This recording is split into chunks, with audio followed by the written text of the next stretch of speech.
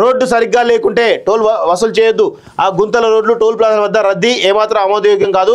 ఈ ఏడాదే satellite toll ఛార్జీలు కేంద్ర రవాణా శాఖ మంత్రి నితిన్ గడ్కరీ అంటూ చూస్తా ఉన్నాం. అందుకే నితిన్ గడ్కరీ అంటే చాలామందికి గౌరవం ఉంటుంది వాస్తవంగా.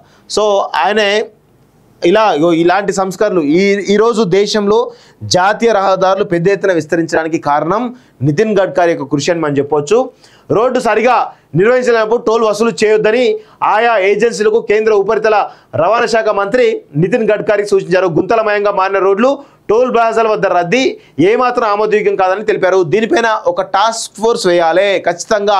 ఎందుకంటే పండుగలప్పుడు వాటప్పుడు వీటప్పుడు పెద్ద ఎత్తున గంటలు ఈరోజు ట్రాఫిక్లో ఉండడం అవన్నీ ఉండడం జరుగుతూ ఉంది. సో దానికి ఒక టైం లిమిటేషన్ పెట్టాలి. ఒక కారు ఆ టోల్ దాటాలంటే నిమిషమా, 2 నిమిషాల, 3 నిమిషాలు, 4 నిమిషాల, 5 నిమిషాల ఏదో ఒక డ్యూరేషన్ పెట్టి ఆ డ్యూరేషన్ దాటితే వాళ్ళు ఫ్రీ టోల్ ఛార్జ్ ఇచ్చే ప్రయత్నం చేయాలి.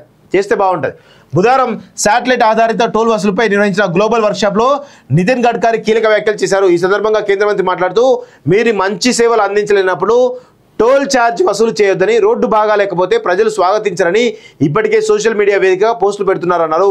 మంచి రోడ్లు అందించలేనప్పుడు టోల్ వసూలు చేయొద్దని, గుంతలమయంగా మారిన రోడ్లపై టోల్ వసూలు చేస్తే రాజకీయ నాయకులుగా మేము ప్రజల ఆగ్రహానికి గురి కావాల్సి వస్తుందని పేర్కొన్నారు. టోల్ ప్లాజాల వద్ద ఆలస్యం కాకుండా చూడాలని నేషనల్ హైవే ఫీల్డ్ ఆఫీసర్లకు సూచించారు. మరోవైపు శాటిలైట్ ఆధారిత టోల్ ఛార్జీల వసూలు విధానాన్ని ఈ ఆర్థిక సంవత్సరంలోనే ప్రారంభించినట్లు గడ్కరీ తెలిపారు. తొలి దశలో 5,000 కిలోమీటర్ల రహదారులపై ఈ టోల్ విధానాన్ని అందుబాటులోకి తీసుకురానున్నట్లు చెప్పారు.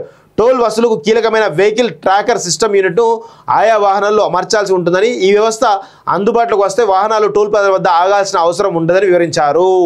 సో ఇది అంటే చాలా రకాల అంశాలు ఏవైతే నేషనల్ హైవేలకు సంబంధించినటువంటి ఒక రాడికల్ రివల్యూషన్ వచ్చిందని చెప్పొచ్చు వాస్తవంగా చెప్పాలంటే.